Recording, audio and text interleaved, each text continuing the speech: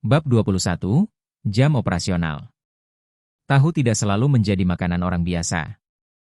Asal-usul bahan kuno ini dapat ditelusuri kembali ke abad kedua SM, dan konon ditemukan oleh Raja Liu An dari Huainan, cucu Han Gaozu Liu Bang.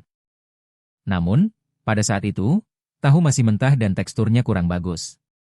Itu tidak dianggap sebagai bahan masakan yang berharga, jadi tidak menjadi umum.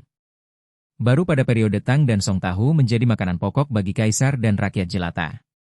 Kalian orang Neon percaya Jian Zhen dari dinasti Tang adalah pendiri tahu Neon, yang tidak sepenuhnya salah. Lagi pula, penyeberangan timur Jian Zhen membawakan banyak teknik kepadamu. Dengan nada santai, ia berbicara tentang sejarah tahu. Tidak perlu khawatir membuat kesalahan, Xia Yu telah mengerjakan pekerjaan rumahnya tentang sejarah dunia ini secara menyeluruh. Hingga masa modern baru-baru ini, sejarah kedua dunia hampir selaras sempurna, hanya saja perkembangan cabangnya berbeda di masa modern. Warna, aroma, rasa, makna, bentuk, nutrisi. Di antaranya, makna, mengacu pada konotasi budaya dari masakan tersebut. Xia Yu tidak peduli apakah lidah ilahi mendengarkan atau tidak. Dia dengan santai mengambil segenggam daun ketumbar cincang dan menaburkannya di atas 2 mangkuk puding tahu. Silakan dinikmati. Sambil mendorong mangkuk-mangkuk itu ke depan, Xia Yu memberi isyarat mengundang lalu tersenyum. Di masa mendatang, tolong jangan katakan bahwa tahu hanyalah hidangan rakyat jelata. Menurutku, memasak bukanlah hal yang berkelas tinggi maupun rendah. Tujuan awal memasak adalah untuk mengisi perut, dan hanya atas dasar itulah kita dapat mendiskusikan rasa, warna, dan penyajian. Rina tercengang. Xia Yu berbicara sambil tersenyum, namun entah kenapa dia merasakan keseriusannya. Serangkaian ucapan sarkastis tersangkut di tenggorokannya. Rina mengerucutkan bibirnya dan bahkan tidak melirik puding tahu di atas meja, menandakan ketegasannya lewat tindakannya. Benarkah tidak makan? Tanya Xia Yu geli. Tidak makan. Baiklah kalau begitu. Xia Yu tidak mendesaknya lebih jauh, dia juga tidak berniat memaksakan makanan ke mulutnya. Dia mengambil sendok kecil dan mulai memakannya sedikit demi sedikit. Lezat sekali. Rasanya masih menghangatkan hati. Xia Yu menghabiskan setengah mangkuk dan bergumam dalam hati. Sang lidah ilahi mengendus aroma yang melayang di udara dan merasakan kelenjar ludahnya bekerja keras. Para koki memiliki indera penciuman yang sangat tajam, yang mana hal ini semakin menambah kegelisahan Rina. Rasa manis itu air gula merah? Aroma kedelai dari tahu sangat kuat. Mengapa ketumbar mengeluarkan seluruh rasa dari hidangan ini? Bahaya pekerjaannya mulai terasa. Rina tanpa sadar menggigit kuku jarinya, wajahnya menampakkan ekspresi rumit. Buk-buk. Pada saat itu, pintu yang setengah terbuka tiba-tiba diketuk. Hei, ada orang di sana? Yu, kamu di dalam? Itu adikmu Mu Xia Yue. Begitu Xia Yu mendengar suara itu, dia langsung tahu siapa orangnya dan menelan puding tahu itu di mulutnya. Aku di sini, masuklah. Demikianlah, kedua wanita muda Tionghoa yang ditemuinya kemarin mengangkat tirai pintu berwarna abu-abu dan berjalan memasuki restoran. Mu Xia Yue adalah blogger makanan terkenal yang artikel perjalanan kulinernya yang terbit dalam semalam memiliki dampak luar biasa, menggugah keinginan banyak penggemarnya. Jadi pagi ini ketika Xia Yu bangun, dia meraup lebih dari 200 poin ketenaran yang melimpah. Ngomong-ngomong soal itu, Mu Xia Yue sudah melunasi tagihannya tadi malam, dan artikel ringanan lezat itu, oh tidak, seharusnya disebut artikel lezat, pada dasarnya memberikan iklan gratis bagi restoran Xia. Oh. Begitu Mu Xia Yue memasuki pintu, lubang hidungnya melebar, mengikuti aroma yang sulit ditangkap di udara seperti boneka, hingga ke konter. Dia menatap mangkuk puding tahu yang belum tersentuh, matanya berbinar, wah, puding tahu, kamu yang buat ini? Ya, ini sarapan. Xia Yu mengangguk. Lalu bisakah aku memakannya? Sepertinya kamu sudah makan semangkuk, jadi kamu pasti sudah kenyang. Mu Xia Yue bertanya dengan penuh harap, matanya yang cerah jernih, bersama dengan pakaian dan penampilannya yang imut, seperti seorang gadis kecil yang meraih permen. Dari sudut toko, Rina menajamkan telinganya, seakan-akan merasakan kehadiran musuh. Tentu. Xia Yu dengan santai berkata, semangkuk puding tahu, hanya camilan, tidak ada apa-apanya. Sebentar lagi, waktunya makan siang, dan aku akan membuat beberapa hidangan untuk mengucapkan terima kasih yang sebesar-besarnya. Mari kita bicara tentang rasa syukur setelah aku menghabiskan semangkuk puding tahu ini. Mendengar ini, Mu Xiaoyue tidak menahan diri sama sekali. Dia mengulurkan 2 sendok bersih kepada Xiaoyu, lalu menyerahkan satu kepada temannya di sampingnya. Pipinya yang berlesung pipit memperlihatkan senyum. "Xiao ya, ayo kita makan." Masing-masing mengambil sesendok ramuan tahu putih dan air gula merah, menikmatinya, dan ekspresi mereka bernilai 1000 kata. Di konter, Xiaoyu memperhatikan perubahan ekspresi kedua wanita muda Tionghoa itu, dan menganggapnya sangat menarik. Terutama Mu Xiaoyue, yang saat makan, menggunakan segala macam istilah profesional untuk menyampaikan kata-kata pujian. Puding tahu. Jenis kedelai apa yang digunakan untuk puding tahu ini? Aromanya sangat harum. Jika saya bisa menikmati susu kedelai yang terbuat dari kacang kedelai ini untuk sarapan setiap hari, itu akan sangat menyenangkan. Sebelum mereka menyadarinya, semangkuk puding tahu telah habis. Mu Xiaoyue meletakkan sendoknya, menatapnya tajam. "Pantas saja kamu jadi blogger makanan terkenal." Xiaoyu mengacungkan jempol dan memuji, jiwa puding tahu ini memang ada di puding tahu itu sendiri, atau lebih tepatnya di kacang kedelai yang digunakan untuk membuatnya. Namun sayangnya, kacang kedelai yang kita gunakan untuk membuat tahu dan puding tahu bukanlah sesuatu yang istimewa. "Kamu bisa membelinya di pertokoan di luar," kata Xiaoyu, sengaja meninggalkan sedikit ketegangan. Dalam hatinya dia meminta maaf kepada orang tua itu. Puding tahu ini, sebenarnya, adalah sesuatu yang dipelajarinya secara sembunyi-sembunyi dari orang tua itu. Setelah mencicipi puding tahu yang lezat saat itu, Xiaoyu telah merenungkan dan menelitinya selama beberapa waktu. Akhirnya, dengan fitur identifikasi bahan pada Chef God System, ia mengungkap rahasia yang tersembunyi di balik puding tahu. Mu Xiaoyue menemukan kursi dan duduk, sambil melirik Rina dengan rasa ingin tahu sebelum mengabaikan kecantikan yang tampak bagaikan bidadari itu. Sambil menunjuk ke dinding di sebelah kiri, dia bertanya, "Di mana menunya?" "Pagi ini, Xiaoya dan aku sengaja menyisakan ruang di perut kami, berencana untuk mencicipi masakan Tiongkok asli di sini." Mulut Xiaoyu berkedut, dan dia terbatuk, tokonya belum buka. Saat dibuka, saya akan dengan sendirinya menggantungkan papan nama 12 hidangan yang tersedia hari itu di dinding agar para tamu dapat memilihnya. Belum buka?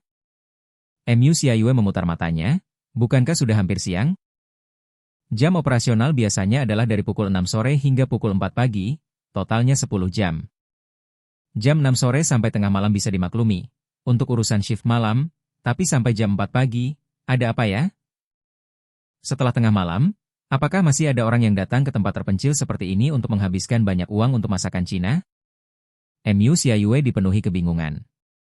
Ini adalah jam operasional yang ditetapkan oleh orang tua kita, dan sudah seperti ini selama lebih dari 10 tahun. Lagi pula, saya tidak berencana untuk mengubahnya. Semuanya baik-baik saja. Xiaoyu mengatakan kebenarannya. Restoran kecil itu tidak terbiasa menjalankan bisnis di siang hari, dan selama beberapa hari ini, Xiaoyu telah mempertimbangkan apakah, setelah mengambil alih toko tersebut, ia harus mengubah jam operasionalnya. Akan tetapi, mengingat bahwa setelah liburan musim semi, ia akan masuk sekolah menengah atas dan akan berada di sekolah hampir sepanjang hari, Xiaoyu memutuskan untuk tidak mengubah jam operasional. Tidak apa-apa seperti itu. Bab 22, Memberikan Obat, Bagian 1. Jadi sepertinya kita datang di waktu yang buruk. Mu Xiaoyue berkomentar riang, sambil melirik gadis pirang berwajah bidadari di sudut dan mengedipkan mata pada Xiaoyu di belakang meja kasir.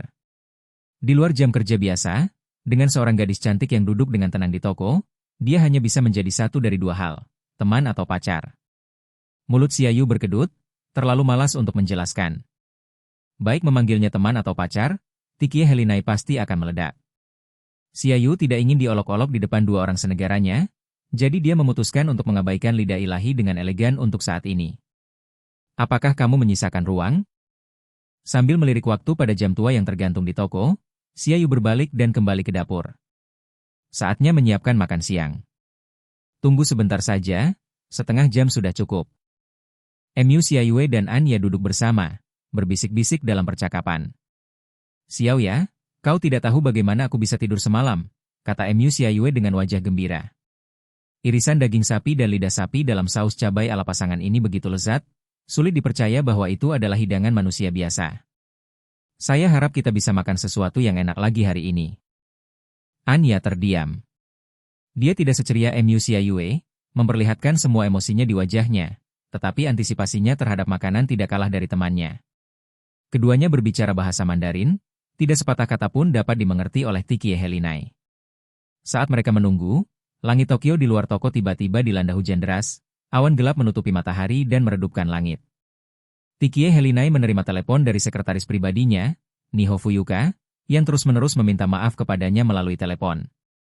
Karena hujan lebat dan kemacetan lalu lintas parah akibat kecelakaan mobil yang tiba-tiba, sekretaris akan membutuhkan waktu setidaknya 1 jam untuk sampai ke Ameyoko. Klik. Dia menyimpan telepon genggamnya, jejak kejengkelan tampak di mata Tikie Helinai. Dia menyilangkan lengannya dan berjalan ke pintu toko, menatap jalan perbelanjaan tua di tengah hujan. Pikirannya melayang kembali ke pagi hari ketika Komandan Bulan Jauh, Tikie Xianzuowen, menemuinya saat sarapan di kediaman utama Tikie, dan berkata, "Rina, kamu seumuran dengan Tuan Cucu Xia King. Kalau bisa, tolong bantu kakekmu mengurus koki muda itu, meskipun dia tidak jadi masuk Farmun." Komandan Bulan Jauh juga tersenyum. "Saya pikir kalian berdua bisa menjadi teman. Rina, kamu juga harus lebih banyak berkomunikasi dengan koki seusiamu. Saya percaya Tuan Cucu Xia King sepenuhnya memenuhi syarat untuk menjadi temanmu." Jadi Tikie Helinai datang, hanya untuk ditinggalkan di sini. Memikirkan desakan kakeknya, Tikie Helinai merasa tidak berdaya dan sedikit kesal. Dia, si jagoan SMP Farmun, si eliten termuda sepanjang sejarah, dengan bakat juru masak tingkat dewa yang dikenal sebagai lidah dewa. Kenapa dia harus merendahkan diri untuk berteman dengan anak laki-laki biasa? Pikirannya yang kacau tiba-tiba terganggu saat Tikie Helinai mengendurkan lengannya yang disilangkan dan cepat berbalik. Mata ungunya menunjukkan sedikit ketidakpercayaan. Aroma yang sangat kaya. Di tengah hujan lebat, udara yang pekat seakan tiba-tiba menjadi cerah ketika wangi masakan memenuhi udara, menguasai bukan hanya seluruh rumah makan kecil itu tetapi bahkan menyebar keluar berbaur dengan jalan yang diguyur hujan. Tikie Helinai ingin masuk tetapi menggigit bibirnya, menahan keinginan itu. Di dalam dirinya, sebuah suara memperingatkannya, "Tidak! Jangan merendahkan dirimu pada rakyat jelata terkutuk itu." Dalam pikiran lidah ilahi, secara aktif meminta untuk mencicipi masakan seseorang jelas merendahkan statusnya sendiri. Lagi pula, banyak sekali restoran mewah yang bermimpi untuk membuat lidah ilahinya mencicipi dan mengevaluasi makanan mereka. Para manajer melambaikan tagihan dan membuat koneksi untuk menghubunginya. Tetapi sebagai seseorang yang lahir dalam keluarga bergengsi, Tikie Helinai tidak terlalu peduli dengan uang. "Baiklah, hari ini hanya ada 1 hidangan, tapi nasinya tidak terbatas, silakan dinikmati." Bahkan saat berdiri di pintu toko, dia bisa mendengar suara menyebalkan yang dibencinya. Aromanya menjadi lebih kuat, dan di udara yang basah oleh hujan, rasa pedas dan mati rasa membuatnya semakin panas. Hidangan hari ini dihidangkan secara istimewa dalam sebuah panci besar berbahan baja tahan karat yang tertutup, dan Tikie Helinai menyaksikan dengan takjub ketika ia langsung meletakkan panci itu di atas meja. Namun, saat tutupnya diangkat, pupil lidah ilahi berkontraksi tajam. Karena toko yang tadinya suram karena diguyur hujan, saat diangkat, semuanya diterangi oleh cahaya ajaib dari piring itu. Itu bagaikan sihir, tak dapat dipercaya dan membingungkan. Pada saat itu, Tikie Helinai telah membuang semua pikiran sombongnya. Pandangannya hanya terisi oleh hidangan yang bersinar di atas meja, dan koki muda yang tenang itu perlahan mengangkat tutupnya. Cahaya itu tidak bertahan lama, menghilang sepenuhnya dalam 2 atau 3 detik. Kedua turis wanita di meja itu juga dalam keadaan ketakutan. "Silahkan menikmati." Xiaoyu membawa 3 mangkuk nasi panas mengepul. Teguk. Menelan ludah yang tersisa di mulutnya, Mu Xiaoyu menunjuk ke arah tahu di dalam panci. Nadanya tanpa sengaja terdengar lucu dan konyol, lalu berkata, "Apakah ini masakan Sichuan, tahu mapo?" "Mapo tofu ajaib, itulah nama hidangannya," ujar Xiaoyu sambil melirik Tikie Helinai yang tiba-tiba berdiri di konter. "Rina, menurutmu begitu?" Dia sengaja bertanya dalam bahasa Inggris agar para turis dapat mengerti. "Tidak." Tikie Helinai menggigit ibu jarinya, menatap tajam panci tahu mapo dengan warna, aroma, dan rasanya yang sempurna, sambil menggelengkan kepalanya. Dia berkata dengan nada tegas, "Ini sama sekali bukan mapo tofu ajaib yang kumiliki sebelumnya." Bagaimana mengatakannya? Mapo tofu ajaib yang bersinar adalah esensi sejati dari hidangan ini. "Apa yang kamu dan komandan rasakan sebelumnya hanyalah eksperimenku yang gagal." Xiaoyu mengangkat bahu. "Apa?" Tikie Helinai merasa salah dengar, hampir berteriak karena malu dan marah, matanya yang jernih dipenuhi amarah. Apakah kau ingin mengatakan bahwa kau telah menyajikan hidangan yang gagal kepada lidah ilahi? Siapakah yang memberimu keberanian untuk berani menyajikan hidangan yang gagal untuk aku dan Komandan Cicipi? Xia Yu kebal terhadap tatapan mematikan dari Tikie Helinai. Sebenarnya, bukankah hidangan yang gagal itu membuat kerah baju Komandan meledak? Bibir Xia Yu melengkung membentuk senyuman. Hidangan yang sudah selesai ini adalah permintaan maafku padamu. Tikie Helinai langsung bingung. Kerah kakeknya yang meledak tidak dapat dipalsukan. Aku harus berterima kasih padamu, Riina. Kalau saja bukan karena lidah ilahi MU, mungkin aku memerlukan waktu lebih banyak untuk menemukan kekurangan pada hidangan yang gagal itu. Lidahmu lah yang memungkinkan aku menciptakan karya kuliner yang sangat lengkap malam itu juga. Nah, hidangan ini hampir sempurna. Saya akhirnya mengerti mengapa restoran-restoran mewah itu mengeluarkan banyak uang agar Anda bisa mencicipi hidangan mereka. Semua kata-kata pujiannya menggelitik telinga Tikie Helinai. Bajingan. Siapa yang meminta Anda membantu melengkapi hidangan tersebut? Dengan urat-urat menonjol di dahinya, Tikie Helinai nyaris tak mampu menahan keinginan untuk berubah menjadi seekor naga yang mengamuk. Bab 23, Memberikan Obat, Bagian 2. Xia Yu berbalik untuk mengambil 3 piring porselen putih kecil, mengambil mapo tahu dari panci untuk dihidangkan, ditaburi bawang putih hijau cincang, dan menyerahkan sumpit dan sendok kecil kepada 3 wanita di toko. Hidangan ini sebaiknya disantap selagi panas. Panas juga merupakan salah satu esensinya, saran Xia Yu. Tikie Helinai merasa mustahil untuk mengendalikan tangannya. Ia meronta, wajah cantiknya berkerut, dan sedikit rasa malu terlihat di mata ungu indahnya. Akhirnya, dia mengambil sendok kecil yang diberikan Xia Yu, perlahan menyendok beberapa potong tahu dari piring di depannya. Begitu makanan masuk, perjuangan dan keraguan menghilang tanpa jejak. Berusaha mati-matian untuk menahan erangan yang muncul dari dalam dirinya, suara sengau samar-samar masih terdengar keluar. Tubuh Tikie Helinai menegang, namun tiba-tiba melunak, pahanya yang terbalut stoking hitam panjang, meliuk tak terkendali. Wajahnya semerah apel, sangat menggoda. Aku ingin lebih. Menopang dirinya di atas meja, tangannya gemetar ketika ia menyendok sendok kedua. Setelah menelan, tenggorokan dan ususnya terasa berapi-api. Seluruh tubuhnya seperti terbakar. Saat itu pikiran Tikie Helinai kosong melompong. Lidah ilahinya terdiam, seakan-akan mogok makan karena makanan yang luar biasa banyaknya. Untuk pertama kalinya, Tikie Helinai mencicipi hidangan tanpa menggunakan lidahnya. Setiap sel dalam tubuhnya seakan menjadi kritikus, bersorak kegirangan. Dia merasa seperti sedang berdiri di derasnya air terjun. Suara gemuruh air terjun terdengar di atas kepalanya, namun yang turun bukanlah air dingin, melainkan minyak cabai yang sangat panas dan pedas. Minyak merah memercik ke kulit putihnya, Tikie telanjang, tulang-tulangnya kesemutan, perasaan menakjubkan merasuk jiwanya, membuatnya mengembuskan napas yang menawan. Lezat.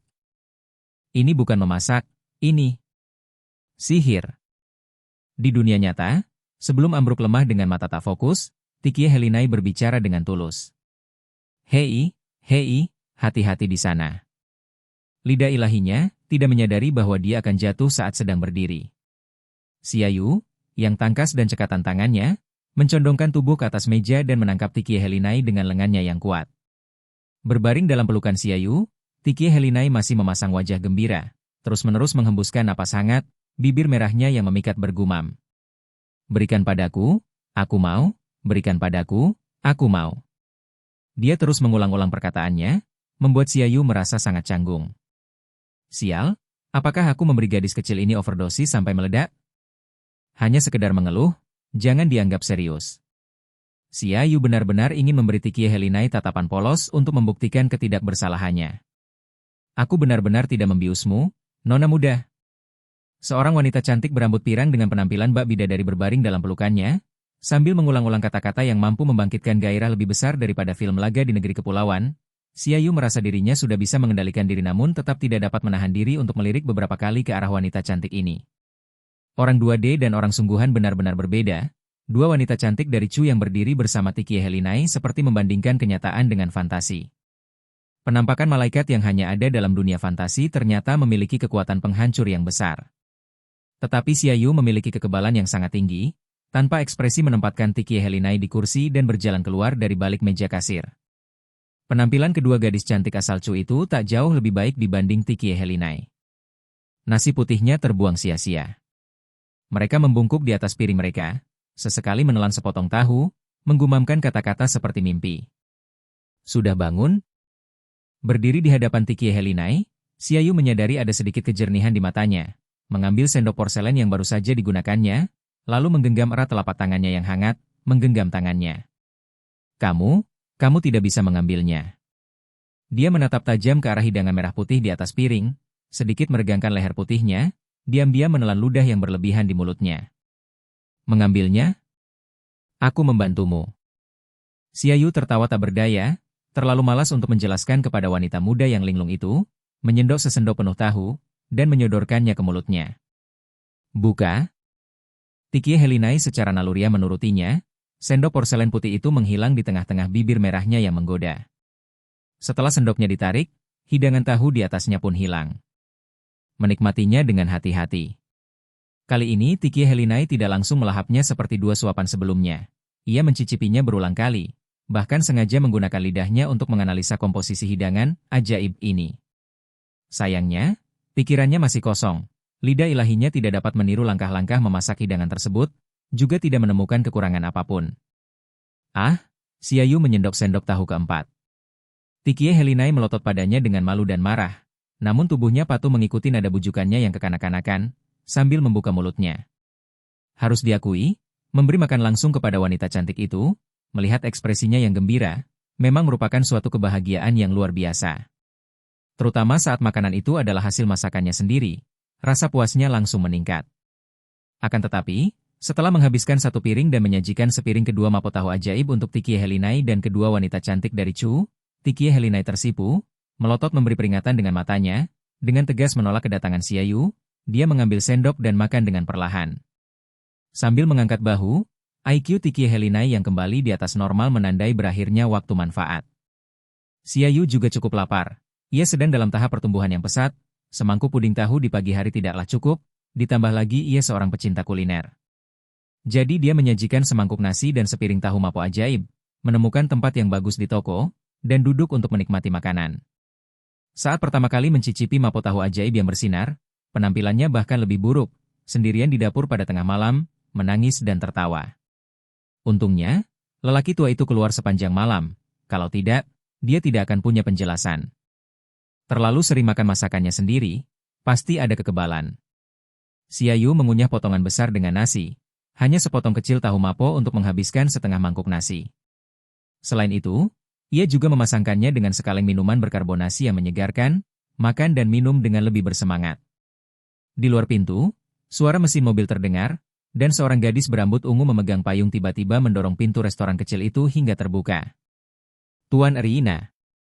Gadis berambut ungu itu mengamati toko yang sempit itu, matanya berbinar saat melihat siluet Tikie Helinai, dia menyingkirkan payungnya yang basah dan berjalan mendekat, menundukkan kepalanya, "Maaf, Erina-sama, saya terlambat." Namun Tikie Helinai, yang membelakangi pintu, tidak menanggapi sama sekali. Bingung, Niho Fuyuka mencoba memanggil beberapa kali lagi, lalu dengan lugas berjalan ke depan, terengah-engah sambil menutup mulutnya dengan tangan. Tikie Helinai tampak seperti pasien demam tinggi. Pipinya memerah, rambut pirangnya basah oleh keringat, menempel di dahi dan pipinya. Yang membuat Niho Fuyuka malu adalah bahwa Erina-sama tidak hanya menanggalkan jaket seragam gelapnya, hanya mengenakan kemeja putih, dasinya juga dilepas, dan beberapa kancing teratasnya dilepas, memperlihatkan dada putihnya yang indah. Erina-sama. Niho Fuyuka mengguncang bahu Erina, tiba-tiba membangunkan lidah ilahi miliknya. Hizaki? Setelah melihat dengan jelas siapa orang itu, kewaspadaan di matanya langsung surut dalam sekejap. Kamu punya jadwal di sore hari, belum terlambat. Niho Fuyuka berkata dengan lembut, jika, Erina-sama, Anda tidak sehat, kita dapat menunda atau membatalkan rencananya. Kalau begitu, mari kita batalkan. Tikie Helinai berkata dengan santai. Kalau begitu, apakah kamu ingin pulang? Tunggu sebentar. Kali ini Tikie Helinai ragu sejenak sebelum menjawab. Bab 24, Taruhan dengan Erina. Xiaoyu sedang berada di dapur, mencuci piring. Lagi pula, tidak banyak pelanggan yang datang dalam sehari, jadi dia mencuci piring kotor saat mereka datang. Kalau tidak, piring-piring itu akan merusak pemandangan. 4 set mangkuk dan sumpit, 4 piring kecil, dan satu panci besar berbahan baja tahan karat semuanya sedang dicuci, sementara dapur masih dipenuhi aroma yang kaya dan pedas. View. Setelah mengeringkan tangannya dengan handuk kertas, Xiaoyu mengeluarkan ponselnya dari saku, bermaksud menelepon lelaki tua itu untuk menanyakan apakah dia sudah naik pesawat dan meminta berbagai sertifikat untuk toko kecil itu. Pada kenyataannya, izin dan sertifikat yang dibutuhkan untuk membuka restoran cukup mirip di berbagai negara. Di Jepang, Anda pertama-tama memerlukan aplikasi lisensi bisnis dan kualifikasi manajer sanitasi makanan dari Departemen Kesehatan. Kemudian, Anda memerlukan dokumen dari organisasi pemerintah seperti kantor pajak, pemadam kebakaran, dan kantor keamanan ketenagakerjaan. Setidaknya di dunia sebelumnya, tidak mudah bagi orang Tionghoa untuk membuka toko di Jepang. Di dunia saat ini, Asosiasi Pangan tampaknya telah mengambil alih sebagian peran lembaga pemerintah dengan mengurangi jumlah izin yang dibutuhkan. Rintangan terberat adalah Asosiasi Pangan. Dengan izin dari Asosiasi Pangan, segalanya akan mudah terwujud. Bip bip bip bip. Menekan nomor tersebut menghasilkan sinyal sibuk dan tidak ada jawaban. Xiaoyu mengangkat bahu, sepertinya dia sudah naik. Tiba-tiba dia merasakan seseorang di belakangnya dan berbalik melihat seorang gadis pirang menghalangi pintu dapur, ekspresinya campuran antara geli dan jengkel. Rina, sejak kapan kamu mulai berjalan dengan sangat pelan? Apakah kamu belum cukup makan? Kali ini, lidah ilahi, tidak marah dengan kata-kata godaannya, mata ungunya tenang. Bagaimana kamu memasak hidangan yang bersinar itu? Tanyanya tanpa ragu. Dengan kedua tanganku, tentu saja. Tikie Rina menarik napas dalam-dalam, hampir kehilangan ketenangannya. Saya bertanya tentang prinsip di balik makanan yang bersinar. Prinsip? Ya? Xiaoyu mengelus dagunya seolah sedang berpikir keras, lalu tiba-tiba berkata, prinsipnya? Itu tidak ada prinsipnya. Apa maksudmu? Tikie Rina kesal. Kamu tidak bisa melakukannya. Xiaoyu melambaikan tangannya. Sebenarnya tidak ada prinsip di balik makanan yang bersinar. Menurut alur cerita, Cooking Master Bao yang asli, hanya hidangan yang bersinar yang dianggap benar-benar enak. Di dunia saat ini, persyaratan ini tampaknya terlalu tinggi bagi para koki. Mapo tofu ajaib yang gagal sebanyak 70 poin dapat membuat Panglima Bulan Jauh tertawa terbahak-bahak dan berseru nikmat.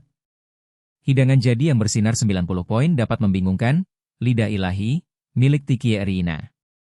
Dengan kata lain, hidangan yang mendapat nilai 60 poin dalam sistem Chef God sudah termasuk yang teratas di kalangan siswa sekolah menengah atas Farmoon.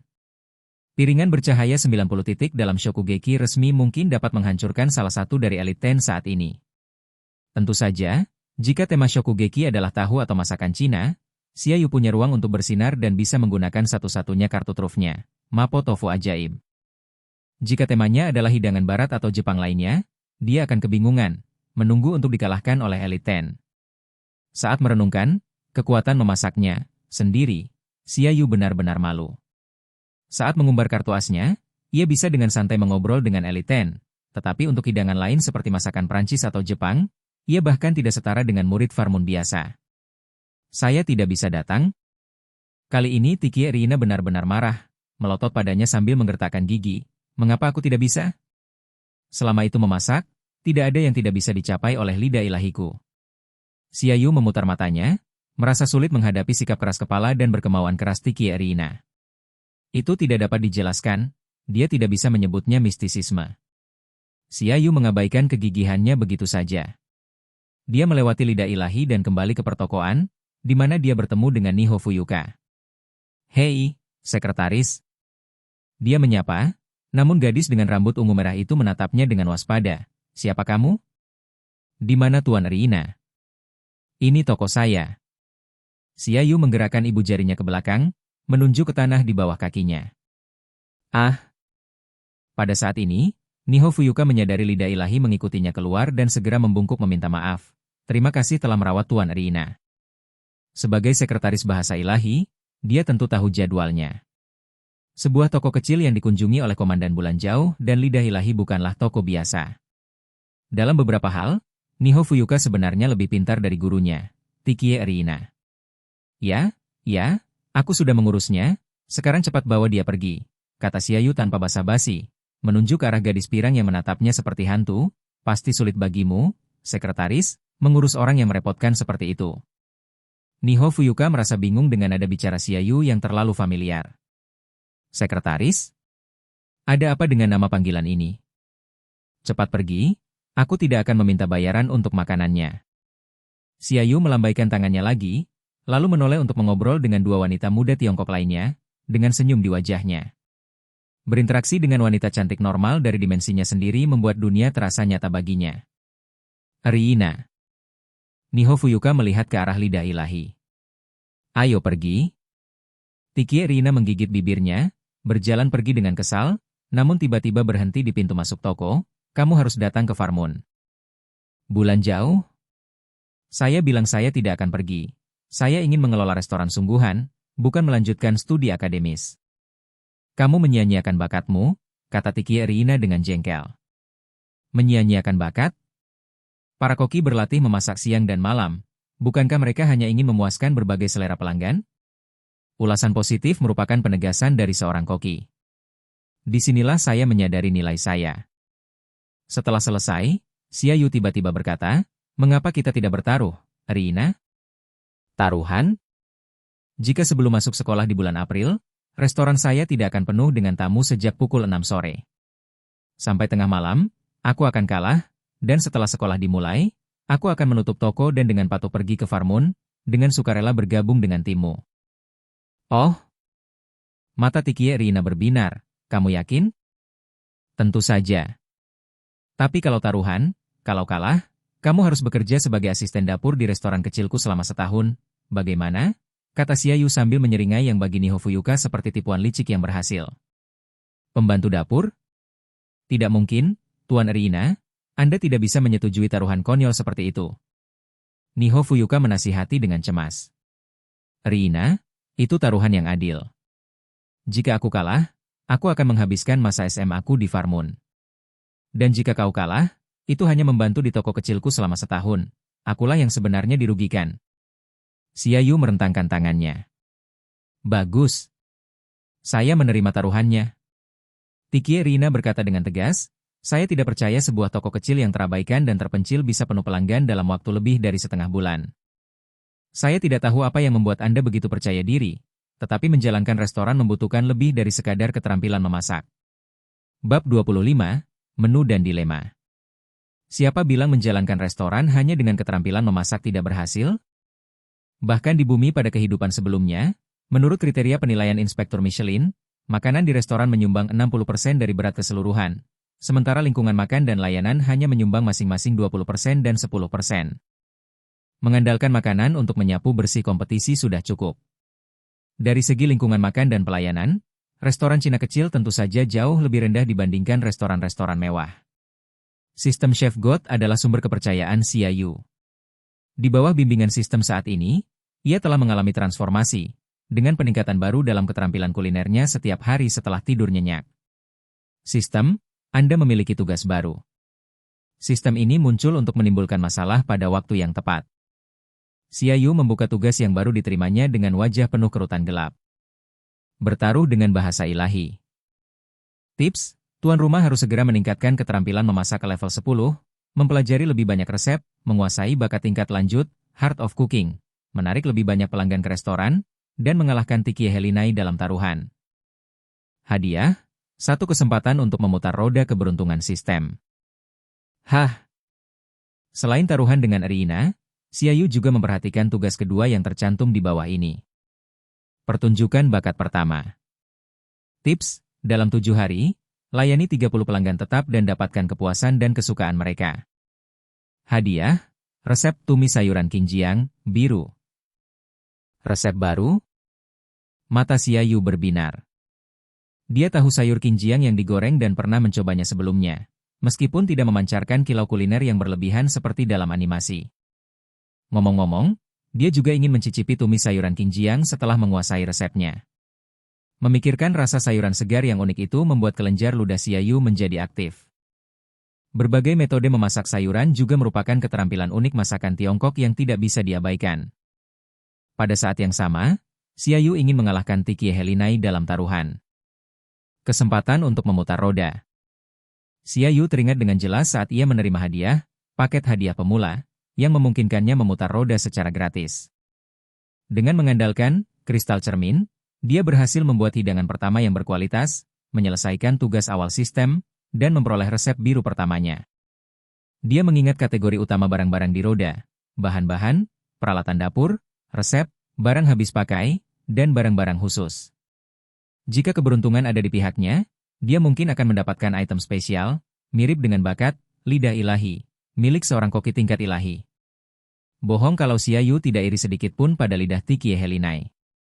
Di masa depan di Akademi Yuan Yu, ada juga hidung ilahi, Yashan Liang, orang yang masuk ke 10 Master Bulan Jauh sebelum Xingping Chuangzhen, merebut kursi ke-9 yang awalnya milik alkemis Ruishan. Jika dia secara tidak sengaja menggambar bakat koki tingkat dewa, apapun itu, Xia Yu akan tersenyum lebar bahkan dalam mimpinya. Saat ini bukan saatnya untuk bersaing mencari bakat, tetapi ada baiknya untuk mempersiapkan diri dan memiliki keterampilan. Melihat Tikie Helinai dan Niho Fuyuka masuk ke dalam mobil dan pergi di tengah hujan, Xia Yu kembali ke restoran. Hehe, pacarmu sepertinya agak manja. Mu Xia Yue mencibirnya. Pacar perempuan? Aku tidak punya pacar seperti dia. Siapa yang bisa tahan berdebat setiap hari? Xia Yu cemberut.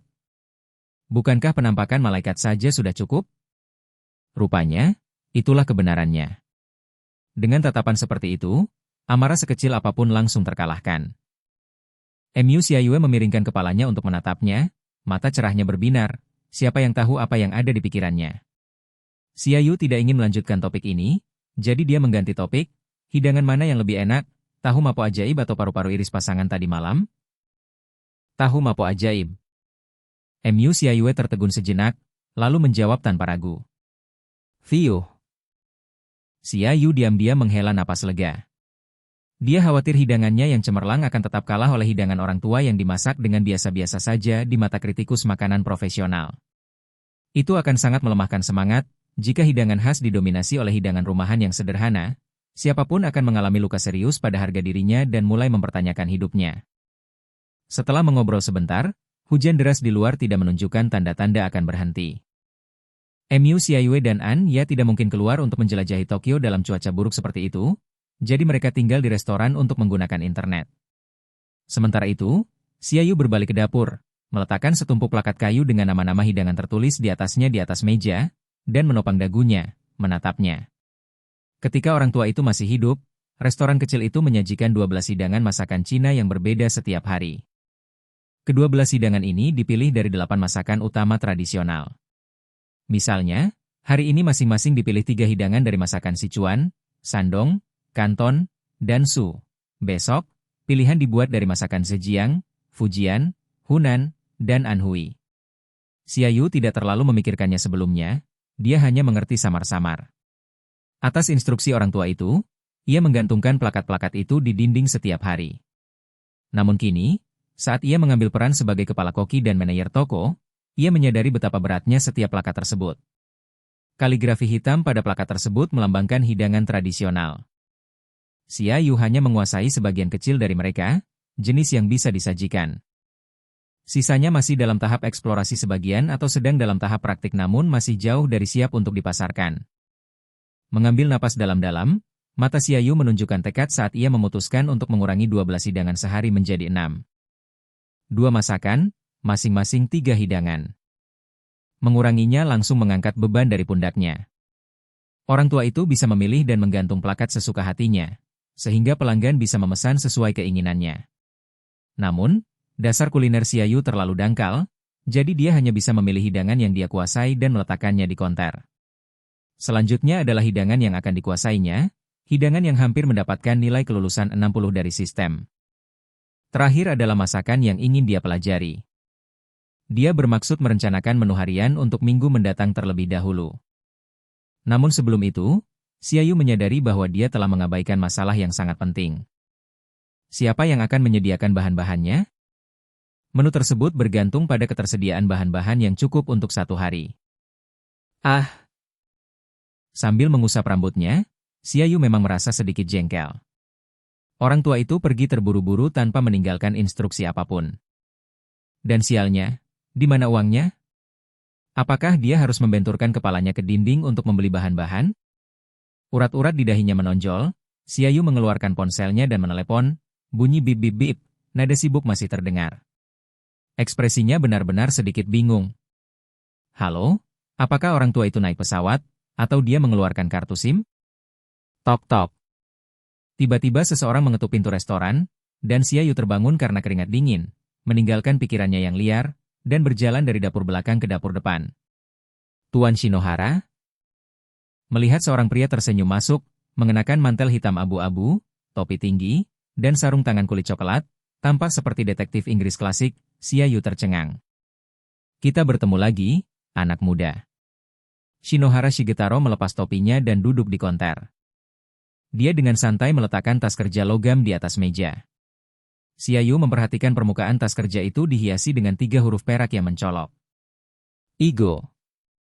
Pikirannya seakan tersentak oleh huruf-huruf yang familiar ini, tetapi Xiaoyu tidak dapat langsung mengingat apa yang diwakilinya, jadi dia hanya dapat menatap pria parubaya itu dengan ekspresi bingung. Tuan Shinohara, apakah kamu di sini untuk makan, atau? Saya di sini untuk mengantarkan sesuatu kepadamu.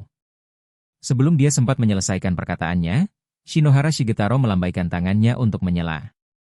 Pria yang tampak seperti detektif itu tersenyum nakal dan menunjuk ke tas kerja logam di atas meja.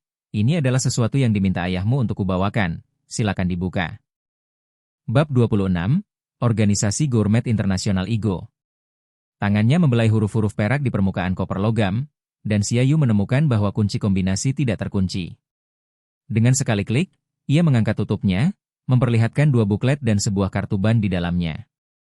Buku petunjuk paling atas memiliki lapisan tipis logam hitam pada sampulnya, dan yang terpenting, masih terdapat logo Igo. Apa ini?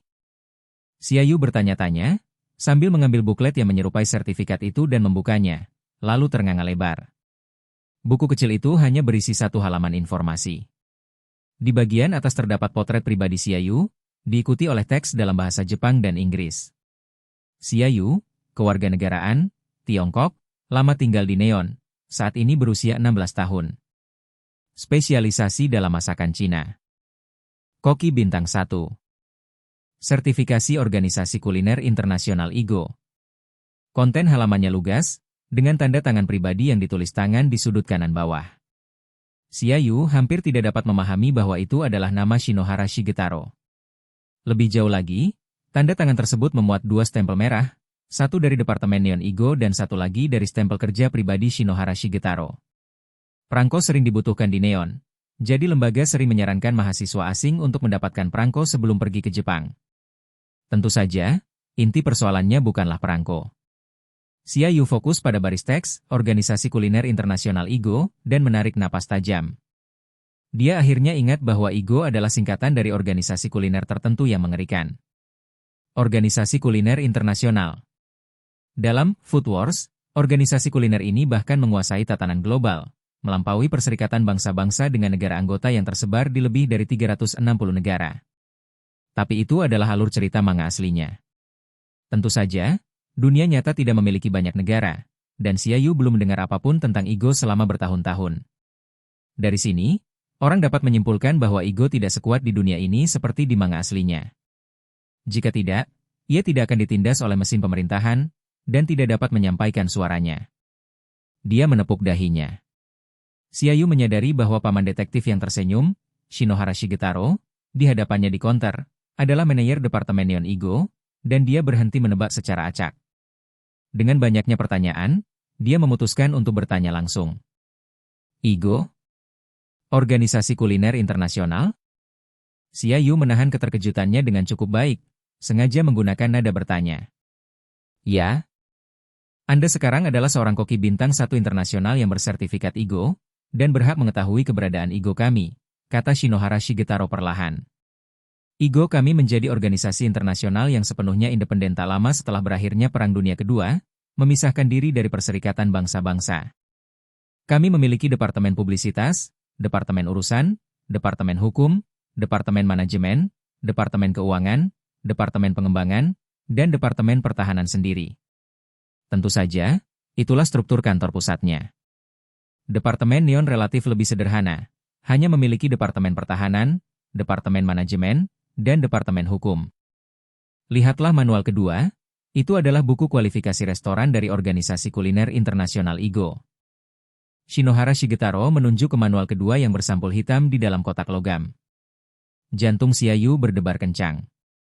Dia mengambil sertifikat itu dan membukanya, dan benar saja, potret pribadinya juga tertera di halaman tersebut, dengan informasi pribadi dan restorannya di bawahnya. Sekarang, kamu akan mengambil alih toko masakan Xia. Karena Xia King telah meninggalkan Neon untuk sementara waktu, kami hanya dapat menilai restoran kecil Anda sebagai restoran bintang 1, berdasarkan tingkat kemampuan koki Anda saat ini. 1 bintang? Xiaoyu bertanya ragu-ragu, ada berapa lantai untuk restoran? Biasanya 9 bintang. Di luar itu adalah restoran yang berafiliasi langsung dengan organisasi IGO, kata Shinohara Shigetaro. Jadi apa gunanya peringkat bintangmu? Xiaoyu masih ragu tentang dampak organisasi IGO di dunia ini. Cukup sederhana. Dengan sertifikat kami, Anda dapat terus menjalankan usaha kuliner kecil Anda dengan aman tanpa perlu khawatir dengan izin usaha dari instansi pemerintah lainnya, ujar Shinohara Shigetaro sambil tersenyum. Jika ada masalah yang muncul di toko kecil Anda, seperti kebakaran atau masalah keamanan pangan, dan petugas pemerintah datang mengetuk pintu, Anda dapat menunjukkan sertifikat IGO. Masalah selanjutnya akan ditangani oleh Departemen Manajemen Departemen IGO Neon dan ditangani secara internal. Kakekmu sudah mengatur segalanya. Dia kemudian berdiri, mengulurkan tangannya ke arah Xiaoyu dan berkata, berikan ponselmu padaku. Mendengar ini, Xiaoyu menyerahkan teleponnya dengan bingung. Shinohara Shigetaro juga mengeluarkan ponselnya, tampaknya mengaktifkan transfer data Bluetooth. Aplikasi telepon yang baru diinstal muncul di layar beranda telepon Xiaoyu. Buka itu. Nama login adalah nama asli Anda, dan kata sandinya adalah nomor kartu tempat tinggal Anda. Hah? Ketika dia mendapatkan kembali ponselnya, aplikasi tersebut sudah terbuka, mengharuskan dia memasukkan akun dan kata sandinya pada antarmuka login yang sederhana. Xiaoyu naik ke atas untuk mencari kartu kependudukannya, yang hampir setara dengan buku register rumah tangga di Neon. Selamat datang di IGO Online. Setelah masuk, suara wanita yang menyenangkan berbicara dalam bahasa Neon standar. Sudut kiri atas antarmuka aplikasi secara otomatis menampilkan informasi lokasi, Neon Tokyo. Sederet nama modul muncul di layar. Pasar bahan. Duel makanan. Aplikasi bahan baru dan pengembangan resep. Modul terakhir tampaknya merupakan forum komprehensif untuk bersantai. Tampaknya menjadi tempat bagi para koki bersertifikat IGO untuk mengobrol dan berbagi kiat, dibagi ke dalam beberapa wilayah. Yang mengejutkan, jumlah posting terbaru di wilayah Neon memiliki lebih dari 100 entry. Pasar bahan baku? Kata-kata ini kebetulan menyentuh masalah yang paling dikhawatirkan Xiaoyu. Tanpa ragu, ia mengekliknya, dan, Xiaoyu menemukan bahwa aplikasi itu mirip dengan aplikasi pengiriman makanan tertentu, dengan berbagai toko bahan mengisi daftarnya, meliputi seluruh wilayah Neon, dari Hokkaido hingga Pulau Kyushu dan Pulau Okinawa. Dia mengklik sebuah toko bernama Tokyo Seafood, dan menemukan banyak ulasan dari para koki bersertifikat IGO, beberapa anonim, sementara yang lain menggunakan nama asli mereka. Selalu positif. Seorang koki wanita dengan potret yang ramah berkomentar, terima kasih kepada Ibu Chisho. Setiap batch barang diawasi secara ketat, dan Mist House kami menggunakan makanan laut segar untuk menciptakan masakan Neon yang memuaskan tamu kami. Mist House, mengapa ini terdengar agak familiar? Xiaoyu membeku, lalu fokus pada potret koki wanita yang tampak baik hati dan identitasnya, yang tidak anonim, dan tak dapat menahan diri untuk menampar dahinya. Qian Rixiangzi. Dikenal sebagai Mist Empress, seorang koki wanita terkenal yang ahli dalam masakan Neon. Yang terpenting, dia adalah kursi kedua dari generasi ke-80 Farmoon, bagian dari 10 Master Farmoon. Lulusan bulan jauh. Karena langsung tertarik, Xiaoyu dengan hati-hati memeriksa ID-nya di bawah, diam-diam menghitung total 5 bintang kecil, yang menunjukkan bahwa Qian Rixiangzi adalah seorang koki bintang 5 di Organisasi Kuliner Internasional IGO. Dia tidak dapat menahan rasa takjubnya. Bekas pemegang kursi kedua Farmoon 10 Masters, setelah lulus bertahun-tahun, hanya menyandang kualifikasi bintang 5. Awalnya fokusnya pada bahan-bahan beralih ke eksplorasi lulusan Farmoon. Xiaoyu menjadi agak asyik membaca ulasan di berbagai toko bahan untuk menemukan tokoh-tokoh yang dikenalnya. Shigong Xiaoqilang, koki bintang 6. Mizuhara Fuyumi, koki bintang 5. Kikuchi Sankaku, koki bintang 4. Kazasaki Tatsuki, koki bintang 4. Xiaoyu terutama berfokus pada 10 master saat ini dan bakat luar biasa dari generasi ke-69, namun hanya menemukan Ichi Sehui dalam ulasan toko bahan kari tertentu. Ichi Sehui adalah seorang koki bintang 3. Akan tetapi, berdasarkan kepribadian orang itu, ia mungkin menyembunyikan keterampilan aslinya, yang mungkin berada pada level bintang 4. Doji Main, Saito Chiyokuro, dan Tikieji tidak ada. Sepertinya lulusan Farmoon yang lebih tua lebih suka bersikap rendah hati, atau mungkin jarang menggunakan perangkat lunak seluler Igo, renung Xiaoyu. Bab 27, tentang penggunaan 1 juta.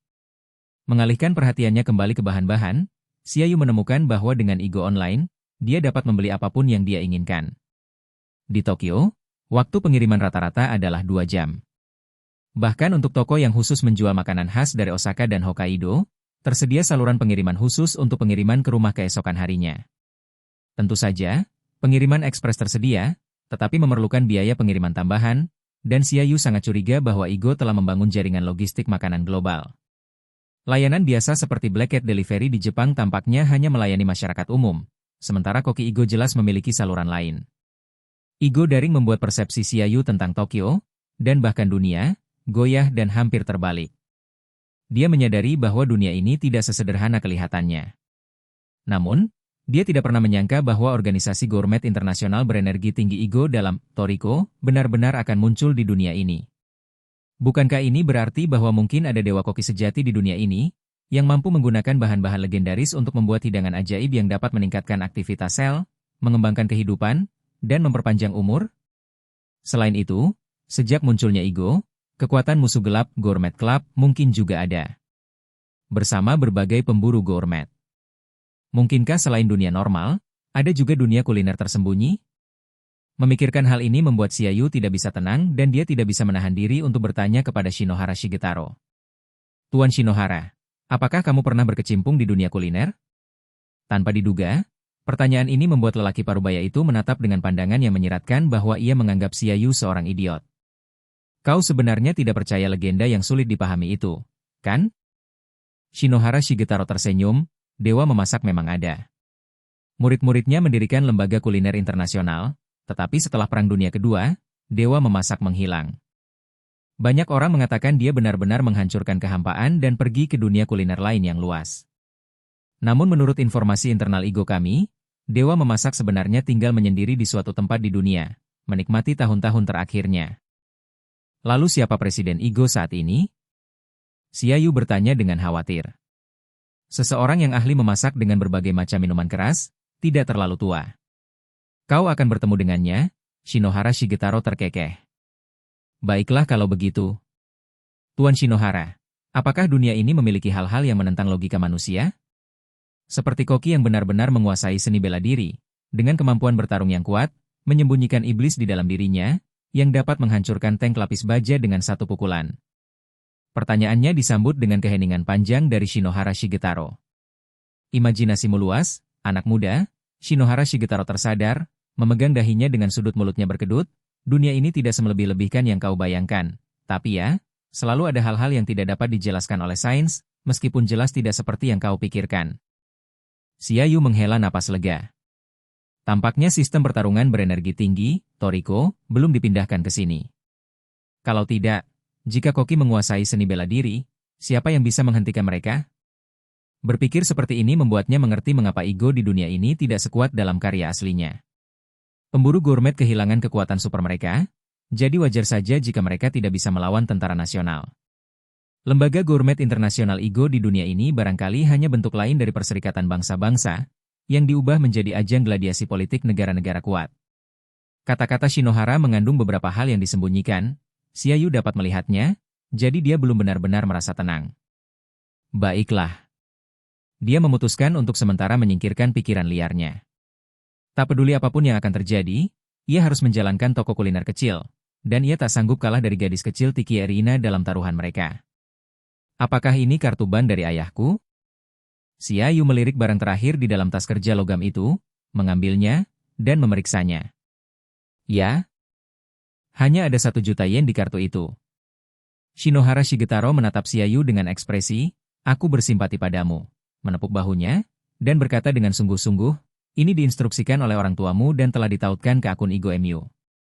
Bekerja keraslah, dan kamu bisa menghubungi nomor pribadiku jika kamu membutuhkan sesuatu.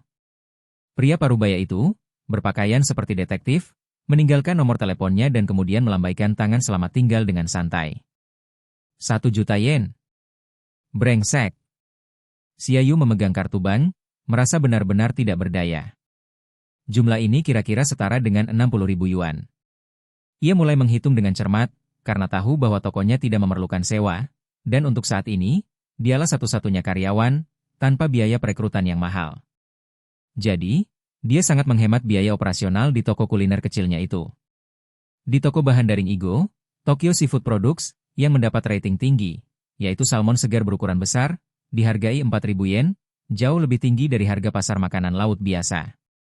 Telur ikan polok olahan, telur ikan polok asin yang direndam dengan rempah-rempah, merupakan bahan setengah jadi yang harganya 2.000 yen per kotak kecil.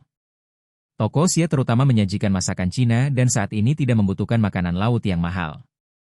Xiaoyu mencari-cari di toko aplikasi untuk waktu yang lama sebelum menemukan toko yang khusus menjual ikan air tawar, yang disebut Greenfield Fish Market.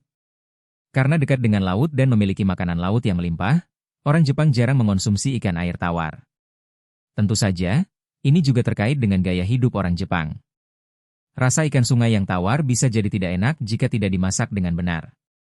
Ikan air tawar yang paling umum dimakan oleh orang Jepang adalah ikan mas, tetapi bukan ikan koi hias yang dipelihara di kolam, melainkan ikan mas yang dibesarkan di sumber air pegunungan, digunakan langsung untuk sashimi, segar dan empuk, harganya jauh melebihi banyak ikan laut. Xiaoyu benar-benar khawatir dia tidak akan menemukan toko yang menjual ikan air tawar di Igo Online, terutama karena masakan Cina sebenarnya menggunakan banyak hidangan yang menampilkan ikan air tawar. Misalnya, ikan kakap putih, yang dimasaknya untuk 2 turis wanita Tiongkok malam sebelumnya tidak mungkin bisa terwujud tanpa bahan ikan kakap putih. Jadi, orang tua itu menggunakan toko Igo untuk membeli bahan-bahan, kan? Keraguan lain dalam benaknya akhirnya terungkap. Setiap malam saat dia pulang sekolah, dapur akan dipenuhi dengan berbagai bahan segar, tetapi Xiaoyu belum pernah menemui pemasok yang melakukan pengiriman ke rumah. Tentunya, orang tua itu sengaja membuat petugas pengiriman Igo menghindari lini masa orang biasa untuk mencegah terpapar pada hal apapun di luar dunia normal. Mungkin itu suatu bentuk perlindungan. Lagi pula, Xiaoyu yang asli tidak pernah menunjukkan bakat memasak, tetapi dalam seminggu terakhir, melalui tindakan dan hasilnya, dia berhasil mengubah pikiran lelaki tua itu. Beli, beli, beli. Pertama, dia akan merencanakan menu untuk minggu mendatang. Dengan toko bahan siap pakai Igo yang nyaman dan menawarkan bahan-bahan berkualitas tinggi, dia tidak mau berhemat dalam hal harga. Sebagai kepala koki dan manajer toko, dia percaya bahwa tidak menggunakan bahan-bahan terbaik sambil memilih alternatif yang lebih murah untuk meminimalkan biaya operasional sama saja dengan mencoreng reputasinya sendiri. Ia lebih suka sedikit menaikkan harga setiap hidangan di menu daripada menggunakan bahan-bahan berkualitas rendah yang akan menurunkan standar kuliner. Bukankah Mist House, milik Yan Rixiangzi dan berbagai restoran yang dibuka oleh lulusan Farmoon mendapatkan bahan-bahan dari pasar Igo? Sebagai koki dan pengusaha yang berdedikasi, seseorang harus bersedia berinvestasi. Ini juga berarti bertanggung jawab atas keterampilan kulinernya dan pelanggannya. Dalam sekejap, ia membeli bahan-bahan untuk 3 hari. Kalau saja ukuran unit pendingin toko tidak mencukupi, Xiaoyu pasti sudah membeli bahan-bahan untuk persediaan selama seminggu. Saldo akun Anda adalah puluhan ribu yen lenyap seketika dari kartu itu, dan Xiaoyu menatap ke langit sambil menangis. Apakah 1 juta ini akan bertahan hingga April? Kelihatannya meragukan. Pada saat itu, pikiran Xiaoyu tertuju pada memaksimalkan modal ini untuk mendapatkan untung pertamanya dan menjaga restorannya tetap berjalan. Merangkum pemikiran-pemikiran ini menghasilkan cara menggunakan 1 juta yen. Kalau modalnya kering dan keadaan usahanya tidak ada perbaikan, niscaya dia akan kalah taruhan dengan Tiki Erina. Bab 28, Koki Dewa Luar Angkasa. Setelah memesan bahan-bahan dan merasakan beban terangkat dari hatinya, yang tersisa hanyalah mengandalkan keterampilannya sendiri. Menu hari ini adalah masakan Sichuan dan masakan Kanton. Hidangan khas Sichuan antara lain daging babi iris yusiang, tahu mapo, dan kentang iris asam pedas. Hidangan Kanton adalah sate daging sapi, daging nanas gulu, dan casserole sayuran nanru. 6 hidangan ini semuanya tidak asing bagi Xiaoyu. Dengan sedikit usaha, ia dapat mencapai nilai kelulusan 60 dalam sistem. Untuk menu besok, Ia berencana untuk mengulang 3 hidangan dari hari ini dan menambahkan 3 hidangan kuliner Shandong, udang rebus minyak, usus 9 putaran, dan tahu makanan laut lezat. Setelah mengamati lebih dekat, terungkap bahwa ada beberapa hidangan berbahan dasar tahu. Ini sebenarnya pilihan Xiaoyu yang tidak berdaya. Melalui studinya tentang Magic Mapo Tofu, ia telah menguasai hampir semua keterampilan memasak tahu. Xiaoyu tidak berani mengklaim memiliki keahlian lain tetapi memiliki kepercayaan diri penuh jika menyangkut tahu. Akan tetapi, 2 hidangan Shandong lainnya, udang rebus minyak dan usus 9 putaran, relatif asing baginya. Kadang-kadang, ia dapat mencapai skor 60, dan Xiaoyu sekarang membutuhkan banyak latihan untuk menstabilkan kualitas hidangan. Namun, ketika mengobrak-abrik dapur mencari bahan-bahan, Xiaoyu tercengang. Kulkasnya hampir kosong. Dia bahkan tidak dapat menemukan bahan utama, udang dan usus babi, apalagi lauk lainnya. Terlebih lagi, menggunakan bahan-bahan restoran untuk latihan tampak sangat tidak dapat diandalkan setelah dipikir-pikir lagi. Saat orang tua itu ada, Xiaoyu dapat menenangkan pikirannya, berlatih tanpa rasa khawatir, dan menggunakan bahan apapun yang ditemukannya. Terutama dalam seminggu terakhir, memikirkannya kembali membuat Xiaoyu berkeringat. Upaya gagal, Magic Mapo Tofu, memenuhi satu keranjang demi satu. Konsumsi tahu juga sama mengerikannya. Dari merendam 5 kg kacang kedelai untuk menggiling susu kedelai setiap hari di awal hingga meningkatkannya menjadi 10 kg pada hari ketiga dan 15 kg pada hari kelima. Dengan kata lain, tanpa dukungan finansial, praktik seperti ini dapat menghabiskan tabungan seseorang yang tampaknya terlalu boros. Inilah sebabnya mengapa melatih seorang koki itu sulit. Kalau seseorang tidak bersekolah di sekolah kuliner seperti Farmoon, mereka akan membutuhkan seorang master yang bekerja di dapur restoran, menjalankan tugas, mulai dari dasar-dasar memotong sayuran, dan mengumpulkan pengalaman, membutuhkan waktu 10 hingga 20 tahun untuk menjadi kepala koki. Hal yang paling penting tetaplah uang. Orang tua itu hanya meninggalkan uang 1 juta yen yang dimaksudkan untuk pengadaan bahan-bahan. Keadaannya sangat ketat, dan jika Xiaoyu terus menggunakan bahan-bahan yang dibeli untuk latihan, tanpa disadari ia akan menghabiskan dana, yang membuat restoran itu tak bernyawa. Namun latihan tetap diperlukan, kecuali jika ia menggunakan menu yang sama setiap hari pada awalnya agar dapat mengatasinya. Xiaoyu menggelengkan kepalanya. Mengurangi 12 hidangan sehari menjadi 6 saja sudah merupakan keputusan yang kejam. Inilah intinya. Memotong lebih jauh akan terasa seperti meninggalkan diri sendiri bagi Xiaoyu. Tanpa tekanan, dari manakah motivasi akan datang? Sistem, apakah ada cara agar aku bisa berlatih memasak? Ia terpaksa meminta bantuan sistem Chef God. Tuan rumah saat ini memiliki 220 poin ketenaran dan dapat membuka ruang Dewa Koki untuk berlatih. Setiap jam di Chef God Space menghabiskan 10 poin ketenaran, jawab sistem itu. Koki Dewa luar angkasa? Xiaoyu hanya bertanya ragu-ragu dan terkejut mengetahui bahwa sistem tersebut ternyata punya solusi. Tapi dia segera memaksa dirinya untuk tenang. Sistem? Apa yang bisa saya beli di Chef God Store dengan 220 fame points? Resep biru, harga rata-rata 500 poin ketenaran. Peralatan masak biru permanen, harga rata-rata 1000 poin ketenaran. Buku keterampilan ekstensi biru, harga rata-rata 1000 poin ketenaran. Memang, dengan 500 poin ketenaran, ia dapat membeli resep, sementara menggunakan 220 poin untuk membuka Chef God Space hanya akan menyediakan 22 jam latihan. Resepnya adalah aset yang dipelajari secara permanen. Memikirkan hal ini, Xiaoyu tidak dapat menahan rasa sakit hati. Dengan hanya setengah poin ketenaran lagi, ia dapat membeli resep biru apapun, dan dengan penelitian yang tekun, menguasai hidangan bersinar baru, yang akan meningkatkan jumlah kartu trufnya. Namun, karena terlambat memulai dan dasar kulinernya kurang, praktik memasak yang cukup sangat penting. Misalnya, tokoh utama, Food War Spirit, Peak as Food Xingping Chuangzhen, memulai pelatihan memasak pada usia 3 tahun dan memiliki 12 tahun pengalaman luas sebagai kepala koki di restoran Xingping. Demikian pula, Takaomi dan Isami, saudara lelaki dari Italia, adalah koki profesional dengan pengalaman langsung yang luas sebelum memasuki Farmoon. Xiaoyu telah membangun fondasi yang kuat, dan bahkan tanpa sistem chef dewa, keterampilan pisaunya menduduki peringkat teratas di antara murid-murid Farmoon, tetapi ia sangat kurang pengalaman sebagai kepala koki garis depan. Pengalaman ini hanya dapat diakumulasikan dengan menjalankan restoran kecil itu secara perlahan, dan sementara itu, restoran Cina Xia harus terus beroperasi. Praktik. Praktik. Sambil menggertakkan giginya, Xiaoyu memutuskan untuk mempertimbangkan ketenaran ini sebagai investasi dalam menjalankan restoran kecilnya. Sistem, tukarkan dengan 22 jam waktu penggunaan untuk Chef God Space, katanya. Setelah Chef God Space dibuka, bisakah saya bebas masuk dan keluar?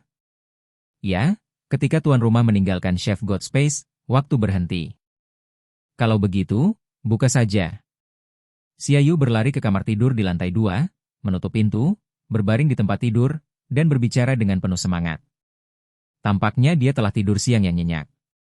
Saat terbangun, Xiaoyu mendapati dirinya berada di dapur tradisional klasik dan elegan, dengan kompor gas, lemari, panci, mangkuk, dan serangkaian wadah yang belum dibuka, semuanya berkilau. Kemewahan klasik bagaikan mimpi. Selain tempat pemotongan, ada juga meja dapur khusus untuk bahan-bahan segar. Xiaoyu berjalan mendekat dan dari sebuah kotak berisi es padat, dikeluarkan seekor salmon gemuk. Mencium aroma segar salmon, perut Xiaoyu seolah protes. Entah mengapa, salmon itu berubah menjadi serangkaian hidangan yang mengambang di depan pandangannya. Hanya dengan memegang bahan-bahannya saja sudah mendatangkan banjir inspirasi. Xiaoyu tak dapat menahan diri untuk menarik napas dalam-dalam, menikmati keadaan berpikir aktif ini. Waktunya dimulai. Tuan rumah dapat menggunakan bahan-bahan dapur dengan bebas, dengan persediaan tak terbatas. Selain itu, jika tuan rumah menghasilkan hidangan dengan nilai 90 atau lebih, mereka akan menerima hadiah misterius dari sistem. Dengan itu, sistem chef dewa terdiam. Hadiah misterius? Bibirnya berkedut. Meskipun metode godaan ini mirip dengan klise, klik untuk memenangkan pedang pembunuh naga, namun secara efektif membangkitkan hasrat secara kasar. Xiaoyu mulai menantikannya. Skor 90? Dia akan menunjukkan kepada mereka apa yang bisa dia lakukan. Dia mulai berlatih dengan tekun. Hujan di Tokyo hari itu sangat deras, tidak menunjukkan tanda-tanda akan mereda hingga malam hari. Dua turis wanita dari negara yang sama, Anya dan Mu Xiaoyue, telah nongkrong di toko Xia hampir sepanjang hari. Sejak pukul 2 siang, manajer muda sekaligus kepala koki itu telah menghilang, meninggalkan dua orang kenalannya yang belum lama mengenalnya untuk mengawasi toko. Xiaoya, rencana makan malam kita sudah aman malam ini. Mu Xiaoyue kembali menyegarkan akun Weibo-nya, berdiri dari kursinya, meregangkan badan, dan menyentuh perutnya sambil tersenyum manis. Akhirnya aku berhasil mencerna sebagian besar hidangan makan siang ini. Kita makan apa untuk makan malam? Temannya, Anya yang Mbak Dewi, juga menopang wajahnya dengan kedua tangannya, bersandar di meja, menatap menu kosong di dinding. Tok, tok. Apakah ada orang di sana? Terdengar suara pintu terbuka, sepasang muda-mudi menyingkirkan payung mereka yang meneteskan air dan memasuki toko. Bab 30, Masakan Cina Sejati, Bagian 2. Xiaoyu memasuki dapur dan mulai mencuci tangannya. Di luar, terdengar suara pertengkaran. Di bawah dinding menu, seorang pria muda neon bergaya Shibuya berteriak keras. Ada apa dengan harga-harga ini? Daging babi suir rasa ikan 3.000 yen, tahu mapo dan potongan kentang asam pedas 2.500 yen. Daging sapi sate, daging gulu nanas, dan casserole sayuran tahu fermentasi semuanya 3.500 yen. Apakah kamu yakin ini bukan perampokan? Pria itu makin gelisah, menarik pacarnya pergi. Ayo kita pergi ke tempat lain. Ada prasmanan Cina di Ikebukuro, 2.500 yen untuk satu set makanan berisi 10 hidangan. Aku mau makan di sini. Sang pacar, yang ternyata bukan gadis yang sabar, langsung marah. Mendengar pertengkaran itu, Xiaoyu tiba-tiba tidak terburu-buru memanaskan wajan. Dia berjalan ke konter di luar. Kak Yu, ayo pesan. Kamu mau makan apa hari ini? Dia mengabaikan pasangan yang sedang berdebat itu. Mu Xiaoyue mengalihkan pandangannya dari pasangan yang sedang bertengkar itu, alisnya yang rapat mengendur, dan dia tersenyum dengan lesung pipit yang terlihat. Bisakah saya memesan ke-6 hidangan itu? Aduh. Saya makan tahu mapo untuk makan siang, dan saya ingin memakannya lagi untuk makan malam. Apa yang harus saya lakukan? Perutku mungkin tidak bisa meninggalkanmu. Kamu harus bertanggung jawab atasku. Nada suaranya yang centil membuat Xiaoyu menggigil. Berhenti. Dengan ekspresi kosong, Xiaoyu mengulurkan tangannya. Cukup 3 hidangan, dan semuanya gratis, sebagai ucapan terima kasih.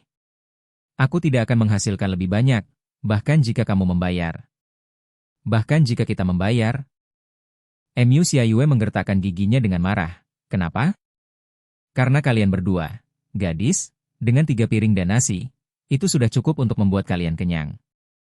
Memesan hidangan keempat akan sia-sia, kata Xiaoyu, kau tahu betapa besar porsinya di toko Xia. Xiaoyu bertukar pandang dengan Anya, bergumam pelan, lalu kembali setelah beberapa saat dengan wajah yang bingung. Apa rekomendasi koki hari ini? Saya merekomendasikan ke-6 hidangan tersebut. Baiklah, kalau begitu kita akan pesan daging babi sui rasa ikan dan daging sapi sate. Pada titik ini, Xiaoyu berhenti, menggigit ibu jarinya, jelas kesulitan memilih hidangan ketiga. Haruskah kita makan daging gulu nanas atau casserole sayur tahu fermentasi? Pikir Xiaoyu, hidangan muncul di benaknya, daging gulu nanas yang merah, manis, dan asam. Sedangkan untuk casserole sayur tahu fermentasi, Xiaoyu sudah memakannya di kampung halamannya. Ini adalah masakan Kanton, juga umum di Hong Kong dan Makau sebagai hidangan pot tanah liat campuran besar. Ayo kita coba casserole sayur tahu fermentasi. Saat mengucapkan nama hidangan ketiga, Xiaoyu merasakan sakit yang menusuk di hatinya, saat hidangan daging gulu dengan cepat menjauh darinya. Maaf, Xiaoyu berkata dalam hati, mengepalkan tangan merah mudanya, lain kali aku pasti akan memilihmu. Tunggu aku. Bantu aku mengawasi toko, ini akan memakan waktu sekitar 30 menit. Xiaoyu melirik pasangan yang masih berdebat dan berbalik untuk memasuki dapur. Arg, menyebalkan sekali. Xiaoyu sudah agak kesal dengan pasangan yang bertengkar itu, dia menghampiri dengan wajah tegas, menarik kipas angin wanitanya ke samping, dan berkata dengan tegas, jika kamu percaya dengan reputasi blok makanan Yueweku, maka tunggulah sebentar. Anda tidak perlu memesan sekarang. Setelah 3 hidangan yang saya pesan disajikan, Anda dapat mencicipinya terlebih dahulu. Ha! Dia tertawa dalam hati, Xiaoyu mengagumi kepintarannya sendiri. Dia memesan 3 hidangan, pasangan itu memesan 3 hidangan lagi, dan mereka berempat duduk di satu meja, berbagi sumber daya, bukan?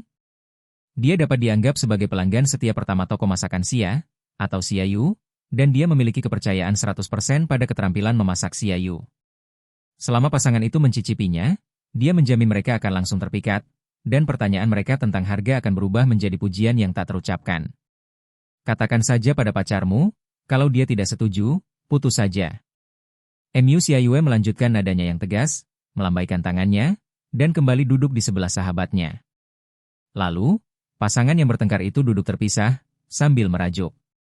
Pemuda bergaya Shibuya itu, merasa bosan saat menunggu, mengeluarkan ponselnya, mengarahkannya ke dinding menu restoran Cina Xia, mengambil foto yang jelas, dan memposting pembaruan Twitter dengan teks dan gambar. Hari ini hujan deras di Tokyo, dan suasana hatiku sedang buruk. Pacar saya adalah seorang gadis Tionghoa, dan dia bersikeras pergi ke restoran Tionghoa di distrik Taidong. Harganya seperti yang ditampilkan, silakan dipanggang. Juga, koki di restoran ini mungkin seorang siswa SMA. Saya bertanya, dan dia bukan siswa Farmun.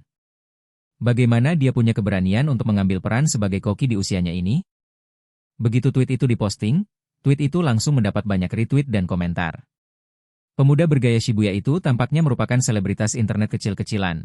Sekilas melihat profil Twitternya menunjukkan bahwa ia adalah pengunggah terkenal di bagian musik situs web video Neon Bullet, Nicho Nicho, dengan lebih dari 200.000 pengikut. Kasihan Tuan Tian Feng. Harganya tidak tertahankan, lebih baik panggil polisi. Sekelompok penggemar yang antusias meretweet dan membalas. Serupa, hanya beberapa menit setelah tweet ini diposting, tweet tersebut diterjemahkan oleh penggemar lokal dan diposting di grup Kiki dukungan penggemar, yang langsung memicu kecaman besar-besaran. Harga-harga ini tidak dapat dikomentari. Bagaimana mungkin masakan Cina dijual dengan harga setinggi itu? Rata-rata 180 yuan per piring, mirip dengan harga konsumsi restoran kelas atas, bukan?